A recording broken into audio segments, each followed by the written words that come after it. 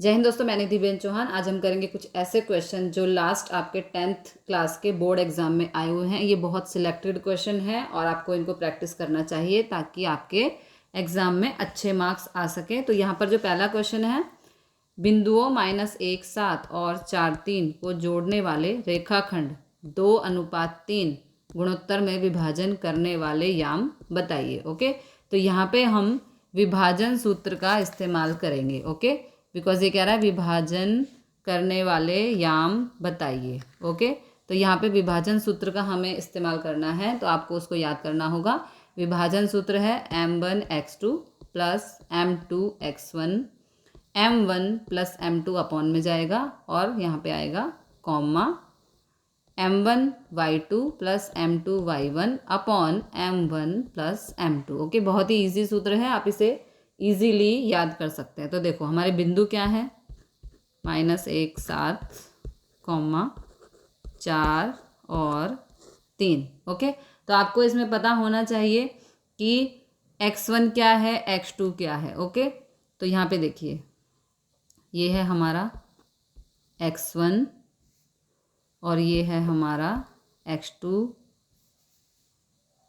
ये है हमारा y1 और ये है हमारा y2। ओके, और m1 m2 जो हमें 2:3 में बोला गया है वो है हमारा m1 यानी कि 2, यहाँ पे मैं लिख देती हूँ m1 यानी कि 2 और m2 यानी कि 3। ओके, जो 2:3 दिया गया है वो m1 बराबर 2 और m2 बराबर 3। तो इस तरह से आप वैल्यूज़ को अब हमें यहाँ पर पुट करना है। ओके, तो कैसे पुट करेंगे, देखो x बराबर सबसे पहले कह रहा है m1 x2, तो m1 क्या है हमारा यहाँ पे 2, तो 2। ठीक है, x2 हमारा क्या है यहाँ पे, x2 है हमारे यहाँ पे 4, तो 4 लिख देंगे। ओके, ये हो गई हमारी वैल्यूज़ यहाँ पर। उसके बाद कह रहा है प्लस, आप सूत्र देखते जाइए और वैल्यूज़ पुट करते, m2 यानी कि 3 और उसके बाद यहाँ पे x1 क्या है हमारा -1। ओके, ये देखो x1 हमारा -1 अपॉन m1 प्लस m2, तो m1 2 और m2 यहाँ पर है 3, तो 2 + 3। ओके, ये हो गया x। अब यहाँ पे हम फाइंड करेंगे y, तो y के लिए भी सेम ही सूत्र लगेगा, है ना। इस तरह से इस जगह जाना है अब हमको, ये x के लिए था और ये y के लिए। ठीक है, तो सबसे पहले m1 क्या है हमारा 2, उसके बाद क्या है सूत्र में y2, तो y2 क्या है यहाँ पर -3। ओके, यहाँ सॉरी मैं माइनस लगाना भूल गई। ठीक है, y2 है हमारा -3, तो यहाँ पे हम -3, अब सूत्र में प्लस है तो प्लस लगा देंगे। फिर m2 है यहाँ पर 3 और फिर क्या है y1, तो y1 क्या है हमारा 7। ओके, y1 है हमारा 7। नीचे m1 प्लस m2, तो ये है हमारा 2 + 3। अब इसे सॉल्व कर लेते हैं, वैल्यूज़ हमने पुट कर दी है सूत्र के अकॉर्डिंग, विभाजन सूत्र। तो यहाँ पे देखो 4 दूनी 8 प्लस माइनस माइनस 3 एकम 3। ओके, नीचे 2 और 3 5, इसी तरह से 3 दूनी 6 यानी कि -6 और 3 सत्ते 21 अपॉन में 2 और 3 5। ओके, 8 में से 3 गया तो 5/5, 21 में से 6 गए बिकॉज माइनस प्लस माइनस, तो 21 में से 6 गया तो हमें मिला 15/5। यहाँ 5 से 5 कैंसिल, तो ये हो गया 1, यहाँ 5 एकम 5 और 5 तिया 15 यानी कि 3, है ना। 5 एकम 5, 5 तिया 15, तो x आ गया 1 और y आ गया 3। ओके, तो इस तरह से जो हमारे बिंदु हमें मिले वो हमें मिले 1 और 3। सम हुआ कंप्लीट। आप इसको सूत्र को याद करेंगे तो सम बहुत ही इजी है। ओके, अगला क्वेश्चन देखते हैं। अगला क्वेश्चन है, चिपकाए हुए 52 पत्तों में से एक पत्ता निकाला। 52 पत्ते होते हैं जब हम कार्ड्स खेलते हैं, जो कार्ड्स खेलते हैं उन्हें पता होगा कि 52 पत्ते होते हैं कार्ड्स में। न लाल है न रानी है, संभावना बताओ कि वो लाल भी नहीं है और रानी भी नहीं है। ओके, तो यहाँ पे हम लिखेंगे कुल पत्ते। कुल पत्ते कितने होते हैं हमारे? 52। ओके, नंबर और जो लाल पत्ते होते हैं, लाल पत्ते होते हैं 26 और रानी होती है 2। ओके, तो हम क्या करेंगे, हमसे यही पूछा है कि ना वो लाल है और ना रानी है, उसकी संभावना हमको बतानी है। ठीक है, चिपकाए हुए पत्तों में से एक पत्ता निकाला है और वो लाल भी नहीं है और रानी भी नहीं है। तो लाल कितने हैं हमारे पास? लाल है हमारे पास 26 और रानी है हमारे पास 2। तो इन्हीं की संभावना बतानी है हमको। तो हम क्या करेंगे, इन दोनों को जोड़ देंगे, यानी कि 26 लाल पत्ते प्लस रानी, तो कितने हो गए हमारे? 26 प्लस 2 यानी कि 28। अब संभावना हम कैसे पता करते हैं? हमेशा कुल को नीचे, तो कुल कितने हैं यहाँ पे कर देती हूँ 52। यहाँ लाइन डाल देती हूँ ताकि अलग अलग पता चले। ओके, टोटल हमारे कार्ड्स हैं 52। ठीक है, तो 52 में से हम माइनस करेंगे 28। क्यों करेंगे? क्योंकि लाल पत्ते और रानी, लाल है 26 और रानी है 2, तो 26 और 2 28। और हमें यही बताना है कि ये दोनों नहीं हैं, उसकी संभावना क्या है, तो इसलिए हम कर देंगे माइनस। तो 52 में से आप 28 को माइनस करो तो यहाँ पे आएगा 24/52। ओके, अब दोनों नंबर 2 से कट रहे हैं, 2 एकम 2 कट रहे हैं, मतलब भाग हो रहे हैं। 24 भी 2 से भाग हो सकता है और 52 भी, तो 2 एकम और 2 दूनी, नीचे आएगा 2 तिया 6 और 2 छिक 12, यानी कि 12/36 अभी भी कट रहा है। 2 छिक 12 और नीचे भी 2 से कट रहा है, तो 2 एकम 2, 2 अट्ठे 16, गलती हो गई कहीं, 24/52, 2 एकम 2, 2 दूनी 4, 2 तिया 6, 2 छिक 12/36, 6/13। 6/13 कैसे आएगा भाई? ओके, तो 2 छिक 12, 12/36, 24/52, तो 2 एकम 2, 2 दूनी 4, 2 दूनी 4। ओके, यहाँ पे 2 दूनी 4 है, सॉरी, यहाँ पे 26 आना चाहिए। ओके, तो 2 छिक 12 और यहाँ पे 2 एकम 2, 2 तिया ये 13 है। ओके, मेरी थोड़ी मिस्टेक हो गई भाई, हो जाती है ना। यहाँ पे 2 से कट रहे थे तो 12/26, अगेन 2 से कटे तो 2 छिक 12 और 2 से 26 को काटा तो 6/13, यानी कि ना ही लाल है और ना ही रानी है, उसकी संभावना है यहाँ पर 6/13। ओके, अगला सम करते हैं, तो अगले पेज पर चलते हैं। 2 पासे एक साथ फेंके और आई संख्या का गुणाकार लिखा गया, विभाज्य संख्या की संभावना बताओ। अब विभाज्य संख्या क्या होती है? जो अपनी ही टेबल में आए। कौन कौन सी संख्या? देखो क्या कह रहा है, विभाज्य संख्या। 2 पासे एक साथ फेंके। ओके, आपको पता है डाइज आपने सुना होगा, है ना। 2 पासे एक साथ फेंके और आई संख्या का गुणाकार, मतलब जो भी संख्या आई है उसका गुणाकार लिखा गया, विभाज्य संख्या की संभावना बताओ। कि जो हमने पासे 2 एक साथ फेंके, ठीक है, तो हमने देखा कि उसमें जो गुणाकार दोनों का आ रहा है वो कौन सी संख्या आनी चाहिए? विभाज्य संख्या। तो सबसे पहले विभाज्य संख्या पता होनी चाहिए। विभाज्य संख्या जो अपनी ही टेबल में आए,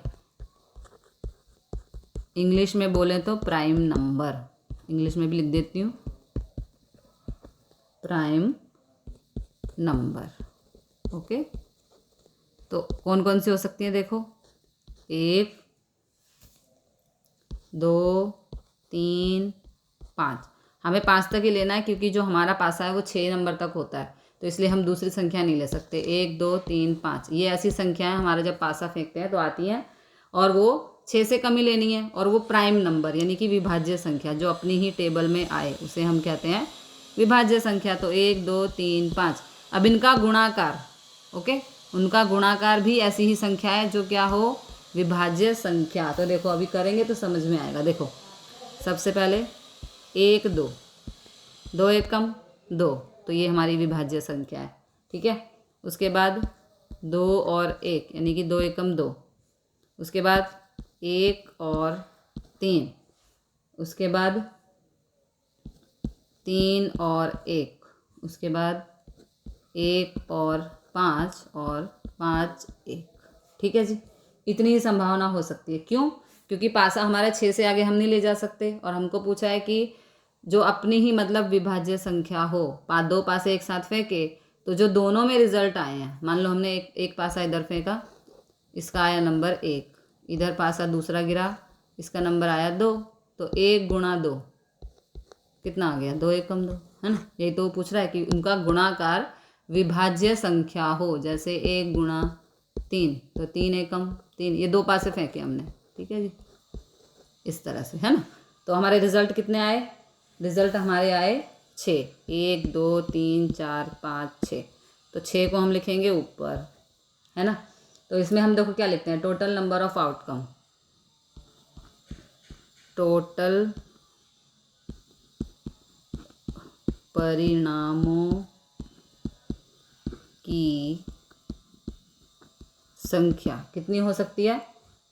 6n। तो यहाँ पे हम लिखेंगे, क्योंकि 2 पासे फेंक रहे हैं तो 6 का वर्ग हो जाएगा, है ना। टोटल हमारी संख्या कितनी होती है? 6 होती है, लेकिन हम 2 पासे की बात कर रहे हैं, तो 6 का वर्ग यानी कि 36। तो टोटल हमारे परिणाम हो जाएंगे 36, तो वो आएगा यहाँ पर।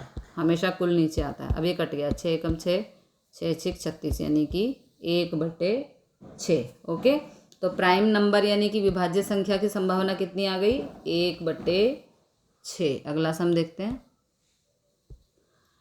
अनंत हल p के किस मान के लिए होंगे? p - 3x + 3y। अनंत हल निकालने हैं और वो p के किस मान के लिए होंगे? तो px + py = 12। तो अनंत हल देखो कब होते हैं? अनंत हल के लिए ऐसे होता है, a1/a2 बराबर b1/b2 बराबर c1/c2। ओके, ये हमारा अनंत हल शो करता है। जब इस तरह की सिचुएशन हो तो हम उसे बोलते हैं अनंत हल, यानी कि a1/a2 बराबर b1/b2 बराबर c1/c2। इसे हम कहते हैं अनंत हल की कंडीशन, ठीक है। तो p के किस मान के लिए होंगे? तो हमें यहाँ पे इसको सॉल्व करना होगा। देखो ऐसे, p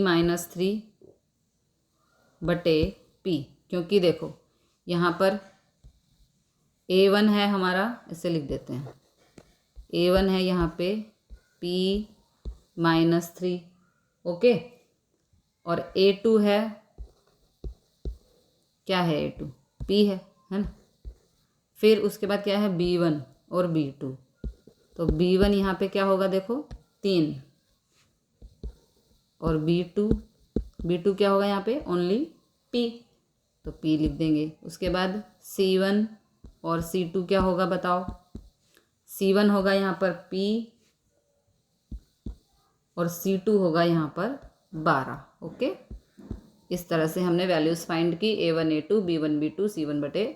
तो अब यहाँ पे हम पुट कर देंगे, b1/b2 है 3/p और c1/c2 है p/12। ओके जी, अब इसे हम सॉल्व कर लेते हैं। पहले सिर्फ हम 2 को लेते हैं। ओके, पहले 2 को लेने पर, यानी कि p - 3/p बराबर 3/p। तो अब हम क्या करेंगे? इन दोनों की कर देंगे ये p यहाँ पे भाग हो रहा है, ये p यहाँ पे भाग हो रहा है, इसको हम उस तरफ शिफ्ट करेंगे तो ये क्या हो जाएगा? गुणा, है ना भाई। ये p यहाँ भाग हो रहा है, इसको इस तरफ शिफ्ट किया तो क्या हो गया? गुणा। p से p कैंसिल, लाइन डालते हैं तो यहाँ पे क्या बचा? देखो p - 3 बराबर 3। ओके, तो p बराबर 3, इस -3 को शिफ्ट करेंगे दूसरी साइड तो ये +3, तो p बराबर 3 और 3 6। ओके, तो हमारा आंसर क्या आ गया? p बराबर 6। यही हमारे आंसर जो क्वेश्चन था हमारा वो पूछा गया था कि अनंत हल होने चाहिए। क्या होना चाहिए? अनंत हल के लिए तो पहले अनंत हल क्या होते हैं वो हमें पता करना पड़ेगा। ये कंडीशन होती है तो अनंत हल। तो इस तरह से हमने A1 A2 B1 B2 C1 C2 find किया जो हमें ये वैल्यूज़ दी गई थी। लीनियर इक्वेशन समीकरण जो दिए गए थे उसमें से हमने A1 A2 B1 B2 C1 C2 निकाल लिया और उनको इस तरह से लिख दिया और फिर हमने पहले दो ले लिए, ठीक है, क्योंकि इसमें भी P है, इसमें भी P है, इसमें भी P है, तो पहले हमने पहले दो ले लिए। तो P-3/P बराबर 3/P। अब ये जो P है यहाँ पर भाग हो रहा है, इसको शिफ्ट किया यहाँ तो ये गुणा में जाएगा। तो जब गुणा होता है तो तिरछा कट जाता है। ओके, जब गुणा होता है ना तो तिरछा हम काट सकते हैं। तो P को P से काट दिया तो क्या बचा? P-3 बराबर 3। P-3 बराबर 3। ओके, अब इस -3 को इस तरफ शिफ्ट करेंगे तो प्लस का हो जाएगा, तो P का P और 3 + 3 = 6। तो हमारी P की जो वैल्यू आ गई वो आ गई 6। ओके, तो आई होप आपको समझ में आया होगा। मिलते हैं अगले क्वेश्चन के साथ अगली वीडियो में। जय हिंद, जय भारत।